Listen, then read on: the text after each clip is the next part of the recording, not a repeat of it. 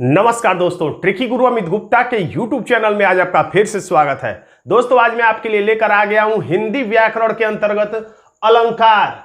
अलंकार को आज के इस वीडियो में हम लोग देखेंगे कि इसकी परिभाषा क्या होती है और अलंकार के क्या क्या भेद होते हैं, कितने प्रकार होते हैं, और विशेष रूप से अनुप्रास अलंकार के जितने प्रकार हैं जिनको समझने में कुछ छात्रों को कंफ्यूजन हो जाता है, तो आज के बाद वो कंफ्यूजन समाप्त हो जाएगा, क्योंकि हम लोग हिंदी को समझेंगे बिल्कुल ट्रिकी तरीके से और बहुत ही आसान भाषा में। क्योंकि जब आप किताब में पढ़ेंगे, गाइड में पढ़ेंगे, तो आपको बहुत ही क्लिष्ट भाषा का इस्तेमाल किया जाता है, क्योंकि उसमें संपूर्णता देने का प्रयास किया जाता है कि कोई भी बात छूट ना पाए। लेकिन यहाँ पर हम ट्रिकी तरीके से उसी चीज को बहुत ही आसान कर देंगे आपके लिए, ताकि आपको परीक्षा में जब प्रश्न आए तो आपका प्रश्न गलत ना हो ना पाए। तो सबसे पहले हम लोग साधारण बातें कर लें कि अलंकार का शाब्दिक अर्थ क्या होता है। तो अलम, यहाँ पे हलंत रहेगा, अलम धन कार, यानी कि शोभा, सजावट या भूषित, और कार मतलब करने वाला। देखते होंगे पद्म भूषण, पद्म विभूषण मिलता है, यानी कि अलंकार। जैसे आभूषण स्त्रियों के लिए सुंदरता का माध्यम है, यानी स्त्रियों की शोभा बढ़ा देता है या पुरुषों की शोभा बढ़ाता है, उसी तरह से मनुष्य की जैसे शोभा बढ़ाता है आभूषण, उसी तरह से काव्य की शोभा जो बढ़ा देता है उसे ही हम अलंकार कहते हैं। अलंकार की परिभाषा में अगर देखा जाए तो जो काव्य की शोभा बढ़ाए, काव्य का मतलब रचनाओं की, कविताओं की जो शोभा बढ़ाए, उसे ही हम अलंकार कहते हैं। अब अलंकार के भेद देख लीजिए, तो आपको कहीं कहीं मिलेगा कि अलंकार के 2 भेद हैं, कहीं कहीं मिलेगा अलंकार के 3 भेद हैं।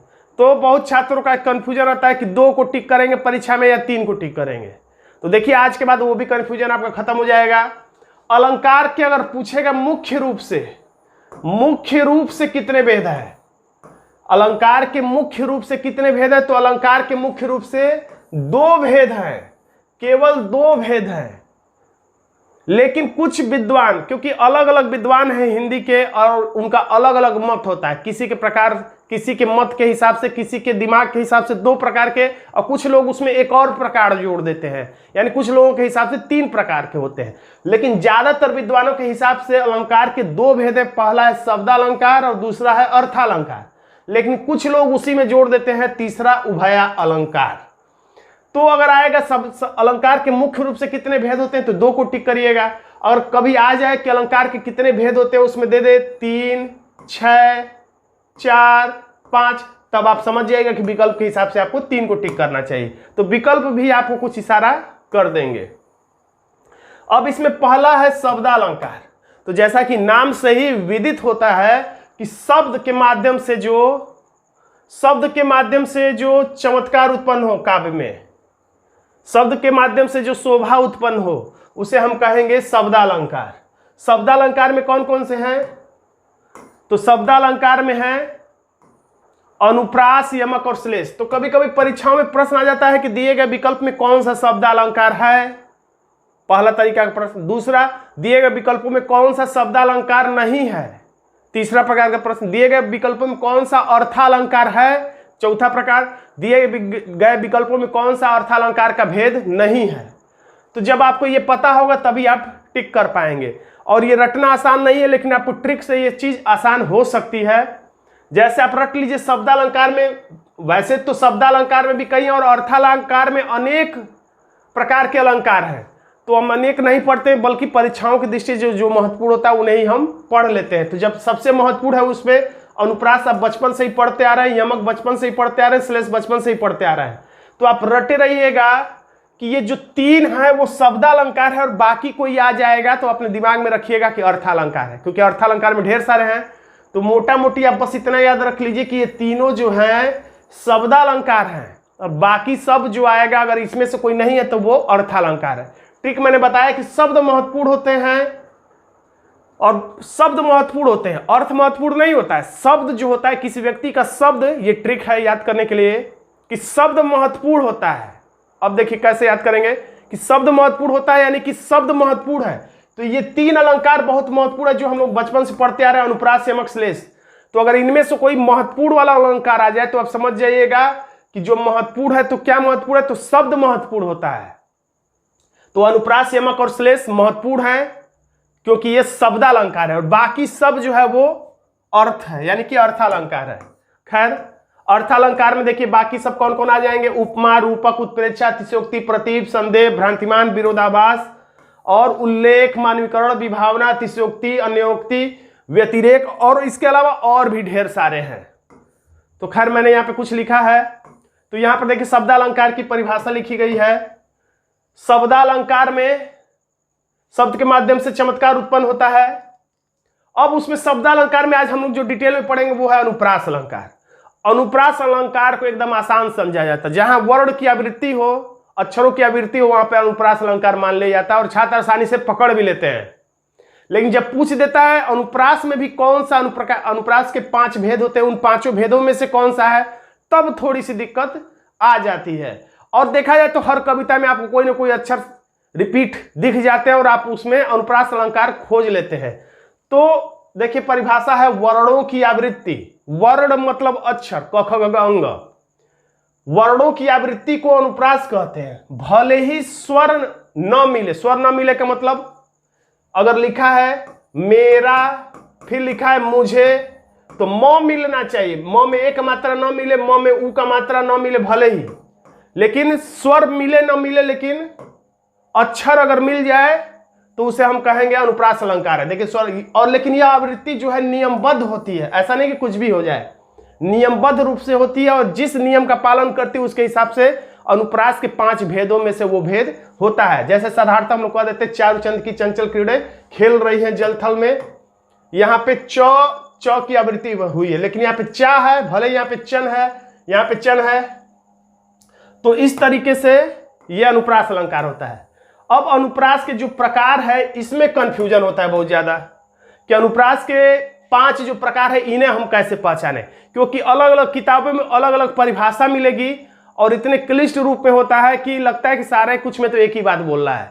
तो उसी को हम लोग यहाँ पे एकदम इजी करेंगे, आसान करेंगे आपके लिए, ताकि एटलीस्ट आप आंसर तक तो आसानी से पहुंच जाएं।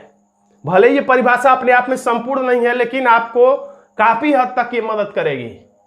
तो देखिए इसमें छेकानुप्रास, वृत्त्यानुप्रास, लाटानुप्रास, श्रुत्यानुप्रास, अंत्यानुप्रास। तो देखिए छेकानुप्रास में कोई अक्षर जो होगा, अक्षर का मतलब क ख ग घ अंग, भले स्वर मिले या न मिले, यानी म है, अगले में मे भी हो सकता है, अगले में मी भी हो सकता है, अगले में मुंह भी हो सकता है। तो जो अक्षर है वो 2 बार आएगा, यानी म है तो म बस 2 बार आएगा, का मतलब केवल 2 बार आएगा। या कह सकते हैं इसी को परिभाषा में कभी कभी लिखता है कि किसी अक्षर की 1 बार आवृत्ति हो। 1 बार आवृत्ति हो का मतलब 1 बार तो आ ही चुका है, जैसे यहां पर क आ चुका है, यहां पे क आ गया किसी शब्द में और फिर के रूप में आ गया। तो ये क जो है कह सकते हैं या तो कि 2 बार आया है, या इसी बात को कह सकते हैं कि क 2 बार आया है, या इसी बात को कह सकते हैं कि क की आवृत्ति 1 बार हुई है, यानी क जो है 1 बार रिपीट हुआ है। या ये भी कह सकते हैं कि क 2 बार आया है। क का रिपीटिशन क बार हुआ है तो क 1 बार रिपीट हुआ, ये कहिए, या कहिए कि क 2 बार आया है। यानी कहीं कहीं किताबों में आपको मिलेगा कि किसी वर्ड की सिर्फ 1 बार आवृत्ति होती है, या कहीं मिलेगा कि कोई एक वर्ड 2 बार आता है। तो दोनों बातें एक ही है, या एक जोड़ा कहिए या 2 कहिए। तो बस ये रटे रही, कोई वर्ड आपको 2 बार, केवल 2 बार दिखाई दे तो वो छेकानुप्रास होता है, यानी आवृत्ति सिर्फ 1 बार होती है। तो आप रट सकते हैं कि किसी व्यक्ति का छेका सिर्फ 1 बार होता है। 1 बार का मतलब सिर्फ 1 बार रिपीट हो, यानी कि कोई अक्षर 2 बार आए। वृत्त्यानुप्रास, वृत्त्यानुप्रास में सोचिए, वृत्त आप समझ लीजिएगा रटने के लिए। वृत्त मतलब गोला, गोला का मतलब सोचिए कोई चीज बार बार बार बार बार बार बार बार गोले में घूम घूम के, गोले में घूम घूम के बार बार ये चीज जो है आ रहा है। तो वृत्त्यानुप्रास का मतलब 2 से अधिक, 2+। छेकानुप्रास में 2 बार, या ये रट लीजिए किसी व्यक्ति का छेका होता है उसके बाद शादी होती है, यानी कि 2 बार हो गया। और वृत्त्यानुप्रास मतलब बार बार, बार बार का मतलब 2 बार से अधिक, और अक्षर आते हैं, भले स्वर मिले या न मिले, और वो एक विशेष क्रम में रहता है। वो जब आप उदाहरण देखेंगे तो आप अच्छी तरह समझ पाएंगे। अब लाटानुप्रास, लाटानुप्रास जो कि यमक अलंकार का उल्टा है, इसमें शब्द 2 बार आता है लेकिन अर्थ वही रहता है। तो चूंकि यमक अलंकार का उल्टा है, क्योंकि यमक अलंकार में कोई शब्द दो बार यदि आता है तो दोनों शब्दों का अर्थ अलग अलग होता है, लेकिन इसमें शब्द तो दो बार आएंगे लेकिन दोनों बार अर्थ वही रहेगा। हाँ, यह है कि उस वाक्य का तात्पर्य बदल जाएगा। तो खैर यहां पे बस यही याद रखिए कि दो शब्द दो बार आएंगे, यानी कोई शब्द जो है दो बार आएगा लेकिन अर्थ में कोई परिवर्तन नहीं होगा, तो वहां पे होगा लाटानुप्रास। अब श्रुत्यानुप्रास, तो नाम से ही पकड़ी श्रुत्या। श्रुत्या मतलब सुनना। तो एक ही वर्ग के अक्षर बार बार आते हैं। एक ही वर्ग का मतलब होता है क च ट त प, क च ट त प। ये सब वर्ग हैं, आप पढ़े होंगे तो जानते होंगे। ये 1 2 3 4 5 वर्ण हैं, उच्चारण स्थान है। तो एक ही वर्ड से मतलब क वर्ग का मतलब क ख ग घ अंग, च वर्ग का मतलब च छ ज झ इ, ट वर्ग का मतलब ऐसे ही इसके बाद आने वाले चार, यानी कि 5-5 अक्षरों का एक ग्रुप है। तो एक ही ग्रुप स्थान से जहां पे उच्चारण होता है, कविता होती है, उसे हम श्रुत्यानुप्रास कहते हैं। उदाहरण से आपको अच्छी तरह से बातें समझ में आ जाएंगी। आधा इसमें समझ लीजिए, आधा उदाहरण में जब आएगा तो समझ में आ जाएगा। अंत्यानुप्रास, नाम से यह स्पष्ट है, अंत्या यानी अंतिम। तो अंतिम अक्षर या स्वर की आवृत्ति, जैसे जय हनुमान ज्ञान गुण सागर, जय कपीस तेहु लोक उजागर, जो उच्चारण मिला इसे ही हम कहेंगे अंत्यानुप्रास। तो चलिए अब हम लोग डिटेल में इसे समझते हैं। पहला छेकानुप्रास, अक्षर क्रम में दो बार आते हैं, या इसे ही कह सकते हैं किसी एक अक्षर की आवृत्ति जो है, आवृत्ति कहेगा तो किसी अक्षर की आवृत्ति एक बार होती है, यानी कोई अक्षर एक ही बार रिपीट होता है, यानी एक बार तो आया एक बार रिपीट हुआ, यानी कि दो बार, वही बात है। तो कोई अक्षर क्रम में दो बार आता है तो उसे छेकानुप्रास कहते हैं। इसकी परिभाषा लंबी चौड़ी है, लेकिन इसका निचोड़ यही है। इतना समझ लीजिए तो आप आंसर तक पहुंच जाएंगे। अब उदाहरण से समझ में आएगा। जैसे कानन कठिन भयंकर भारी, घोर धाम हिम बार बयारी। तो देखिए क जो है, क और यहां पर क दो ही बार आया है। एक बार यहां पर आया है, भले ही का था, यहां पे आया भले ही क है, क्योंकि बताया गया कि स्वर मिले ना मिले। तो क को सिर्फ दो ही बार आया है, 3 बार आ जाएगा तो छेकानुप्रास नहीं है। उसी तरह से भ जो है, भ 2 बार आया है। उसी तरह से घ और घ 2 बार है। देखिए यहाँ पे लिखा हुआ है, विस्तार से आप देख लीजिए इसे क्या लिखा हुआ है।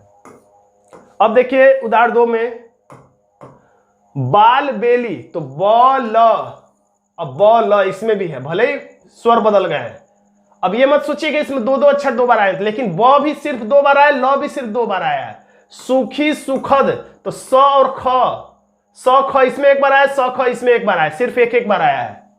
तो इसी तरह से आप इसमें भी आप छेकानुप्रास देख सकते हैं। उदाहरण 3 में देखेंगे तो म और मु एक बार रिपीट हुआ है, स और स अक्षर ऐसा जो एक ही बार रिपीट हुआ है, ब एक ही बार रिपीट हुआ है। अब देखिए वृत्त्यानुप्रास, अक्षर क्रम में 2 से अधिक बार आते हैं, जैसे मैंने बताया था। देखिए कैसे, रघुनंद,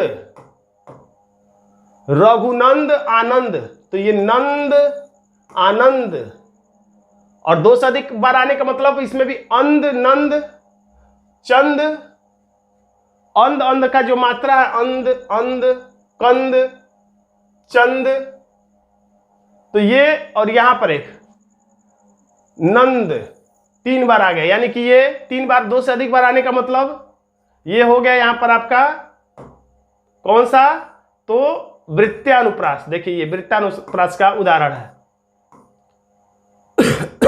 अब इसमें देखिए चारुचंद की चंचल किरणें, च च च कई बार आ गया है, 2 से अधिक बार आ गया है तो वृत्त्यानुप्रास। उसी तरह से यहाँ पे नी नी न नी कई बार आ गया, 2 से अधिक बार आ गया तो ये वृत्त्यानुप्रास, यानी 2 से अधिक बार दिखाई दे तो वृत्त्यानुप्रास। भटक, भ भ भ भ कई बार आ गया भ, यानी कि वृत्त्यानुप्रास। निर्मम, तो नी नी 1-2 बार, और नी यहां पर आ गया, नी यहां पर आ गया, तो कई बार आ गया, यानी वृत्त्यानुप्रास। अब लाटानुप्रास, जो कि यमक अलंकार का मैंने बताया था कि उल्टा है, रट लीजिए ट्रिक की तरह। यम का उल्टा लोटा, इस तरह से रटे रहिए। यम का उल्टा लोटा, यमराज का उल्टा लोटा आप रट लेंगे तो याद आ जाएगा, यमराज का उल्टा लोटा। तो यम से याद आ जाएगा यमक अलंकार का उल्टा लोटा मतलब उल्टा है, लोटा मतलब लाटा अनुप्रास। एक शब्द कई बार आए यानी कि 2 बार आए, किंतु शब्द का अर्थ न बदले, वाक्य का अर्थ भले ही बदल जाए, तात्पर्य भले ही बदल जाए, यह यमक अलंकार का उल्टा है। तो बहुविकल्पी प्रश्न में इसको भी आप याद रखिए। उदाहरण देखिए, पूत सपूत तो क्यों धन संचय, पूत कपूत तो क्यों धन संचय। पूत का यहां भी वही अर्थ है, यहां भी वही अर्थ है। ऐसा नहीं कि पूत का मतलब यहां पे कुछ और है और पूत का मतलब यहां पे पुत्र है, ये पूत का मतलब यहां पे लकड़ी है, ऐसा कुछ नहीं है। जबकि यमक अलंकार में 2 बार पूत आया है तो अलग अलग अर्थ होता है, लेकिन इसमें दोनों ही पूत का वही अर्थ है। अगर धन का भी कहे तो यहां पर वही अर्थ है, धन का भी वही अर्थ है, लेकिन तात्पर्य में यानी पूरे वाक्य के मतलब में अर्थ, पूरा वाक्य का अर्थ बदल रहा है, लेकिन उस शब्द का अर्थ नहीं बदल रहा है। इसमें कह रहा पूत, अगर आपका पुत्र आपका अच्छा है तो धन संग्रह करने की जरूरत ही क्या है, वही आपको यानी कमा के ला के दे देगा। लेकिन पूत कपूत है यानी कह रहा है कि जब पूत अच्छा है तो आप धन क्यों इकट्ठा करने के चक्कर में है, पुत्र आपकी सेवा करेगा।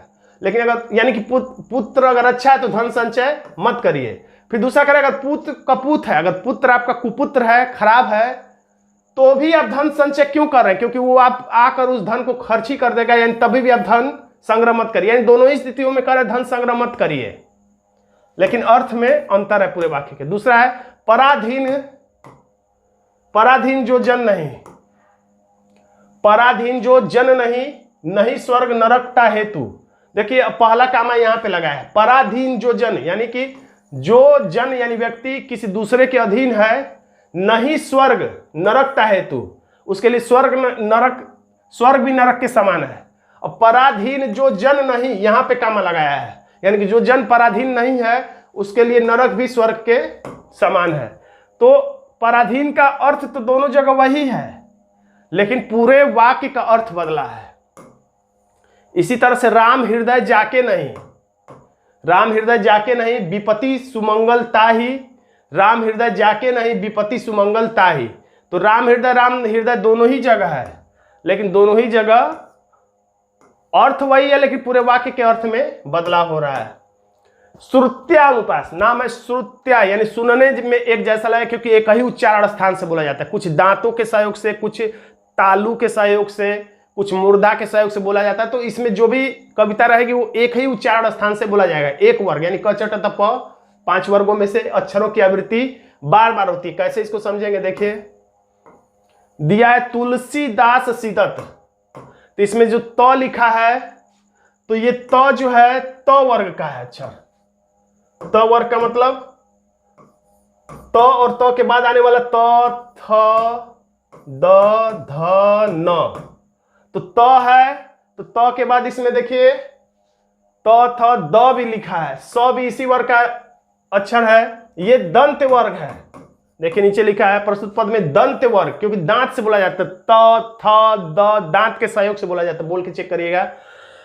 तो इसमें जो अक्षर इस्तेमाल किए गए हैं ज्यादातर वो दंत वर्ग के हैं, इसीलिए यहाँ पे श्रुत्या अनुप्रास होगा, क्योंकि एक ही उच्चारण स्थान यानी कि मुंह में एक ही उच्चारण स्थान से कुछ अक्षर इसमें बोले जा रहे हैं। दिनांत था वे दिन, दिननाथ डूबते, सधेनु आते गृह ग्वाल, इसमें भी वही दंत वर्णों की बार बार आवृत्ति हुई है। अंत्यानुप्रास यानी अंतिम वर्णों की आवृत्ति, पंक्ति में अंत में अक्षर या स्वरों की समानता होती है। जैसे गुरुपद, मृदु, मंजुल अंजन, नयन अमीय दीर्घ दोष विभंजन, ये भंजन और अंजन मिलता जुलता है, अंजन भंजन। तो इसी सुनने में जो लग रहा है कि अंतिम उच्चारण स्थान एक ही उच्चारण में एक ही जैसा है, तो इसी को अंत्यानुप्रास यानी अंतिम शब्द का उच्चारण मैच कर जाए। अनुप्रास के अन्य उदाहरण देखेंगे हम लोग, यानी 5 भेदों की अलग अलग बात न की जाए तो अनुप्रास के उदाहरण आसानी से पकड़े जा सकते हैं। बस अक्षर समान होते हैं, रिपीट होते हैं। मुदित महिपति मंत म की आवृत्ति, बंदो गुरुपद, गुरुपद प प प की आवृत्ति, स की आवृत्ति, तो समझ जाएंगे अनुप्रास है।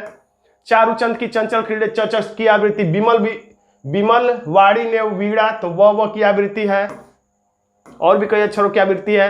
रघुपति राघव राजाराम में र, घ, र, घ, और इसमें र की आवृत्ति है। कालिका, क ल क इसमें है, क ल इसमें है, क ल इसमें भी है। कल कानन कुंडल, तो क की आवृत्ति है कालिंदी, तो क की आवृत्ति है, और भी कुछ अक्षरों की आवृत्ति होगी इसमें। कूके लगी कोयल, तो क और फिर क है। ऐसे कई वर्णों की आवृत्ति। तरनी तनुजा, तो त की आवृत्ति है। और इसी तरह से अब हम लोग अगले पार्ट में देखेंगे यमक अलंकार, और इसके बाद के अलंकारों के बारे में भी हम लोग विस्तार से चर्चा करेंगे।